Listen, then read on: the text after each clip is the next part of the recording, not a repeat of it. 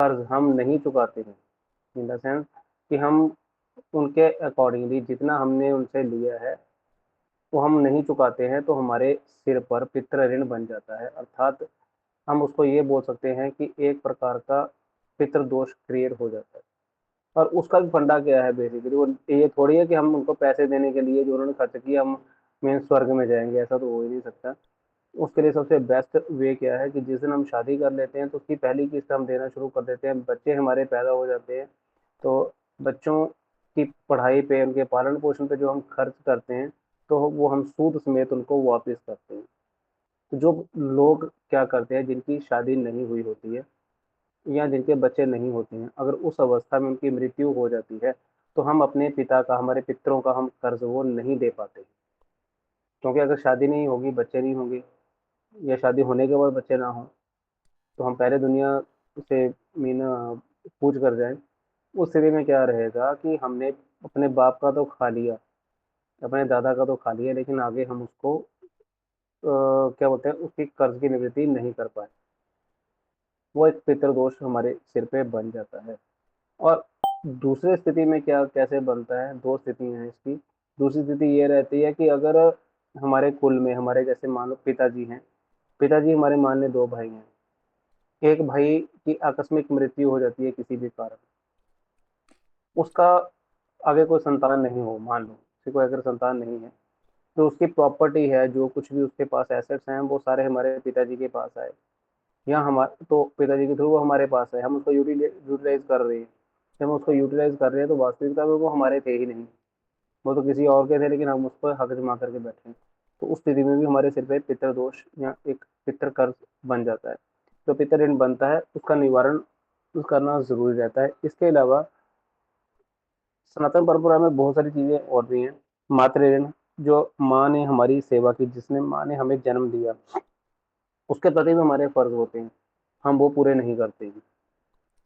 माँ बाप की सेवा नहीं करते हैं तो वो, अगर माँ की सेवा मुख्य रूप से नहीं करते हैं, तो वो मातृ ऋण बन जाता है। इसी प्रकार स्त्री ऋण, जिससे हमने विवाह करा है, अगर हम पुरुष हैं जिससे हमने विवाह किया है, जीवन साथी का ऋण माना जाता है, तो उसको भी हमने प्रॉपर रूप में सुख नहीं दिया।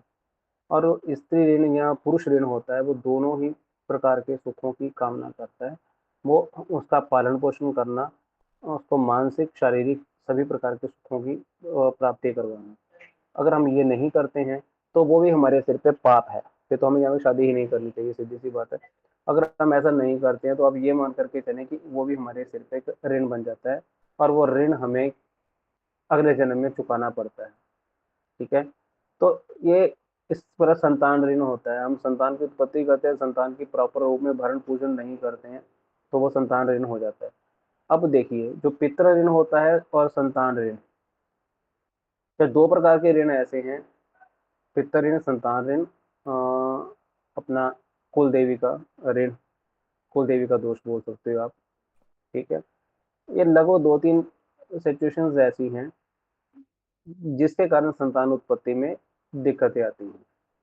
सबसे ज्यादा अगर हॉरोस्कोप में आप देखोगे, किसी भी हॉरोस्कोप में, किसी भी कुंडली में पंचम भाव में या पंचमेश के साथ राहु केतु का कोई कॉम्बिनेशन अगर आप लोगों को मिले, सूर्य के साथ, चंद्र के साथ राहु केतु शनि का कोई कॉम्बिनेशन मिले, चाहे वो दृष्टि संबंध हो चाहे वो युति संबंध हो, उस सिचुएशन में आप पितर दोष मेंशन कर सकते हो। लेकिन प्रॉपर पितर दोष तब, सबसे जो मेजर पितर दोष तब माना जाता है अगर किसी भी कुंडली का पंचम भाव और पंचम भाव का लॉर्ड अगर विक्षिप्त अवस्था में है, अर्थात पंचम भाव के लॉर्ड के साथ, लॉर्ड के साथ में सूर्य, पंचम भाव में सूर्य के साथ राहु केतु, या अकेला राहु केतु पंचम भाव में विराज जाए, तो भी पितर दोष आपको लगेगा ही लगेगा। संतान, उस स्थिति में क्या होता है कि संतान की उत्पत्ति नहीं होती है, तो उसको अगर डीपली देखना है तो आप D12 चार्ट देख सकते हो, D12 चार्ट देख सकते हो, D7 चार्ट पे आप एनालाइज कर सकते हो, तो आपको एग्जैक्ट फैक्ट्स मिल जाएंगे कि ये दोष वास्तव में है या नहीं है।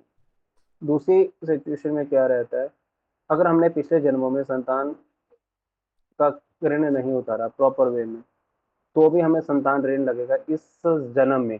पहली स्थिति में हाँ, पितृदोष के कारण क्या रहता है कि संतान की उत्पत्ति नहीं होती, या शादियां ही नहीं होती, परिवार में शादियां हो जाए तो वंश वृद्धि नहीं होती, या अननेसेसरी लीगल और अनवांटेड जो खर्चे हमें पड़ते रहते हैं हॉस्पिटैलिटी से रिलेटेड।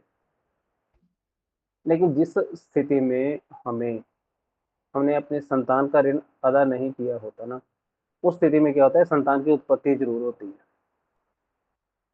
ये चीज बड़ी अजीब सी चीज है।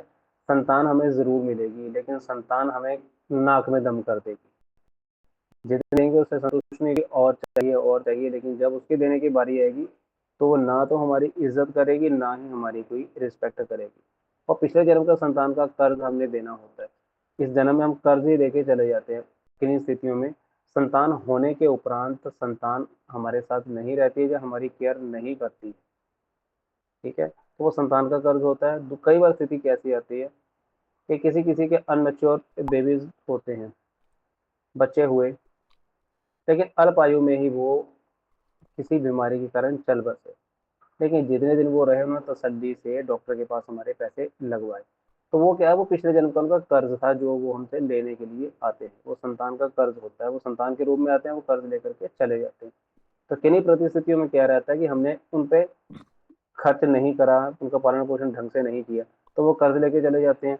लेकिन अगर हमने उन पे पैसा खर्च किया, लेकिन फिर भी कहीं ना कहीं उनकी कोई एसेट्स पूरे करने में या उनसे व्यवहार में हमसे कोई गलतियां हो गई हों, हमने उनको बहुत थ्रेट करा हो, बहुत परेशान करा हो, तो वो एक प्रकार का क्या करते हैं कि वो हमें भी इस जन्म में आके टेंशन दे देते हैं, और वो हमें ये मान करके चलें कि माँ बाप होते हुए वो हमें माँ बाप का दर्जा कभी भी नहीं देते।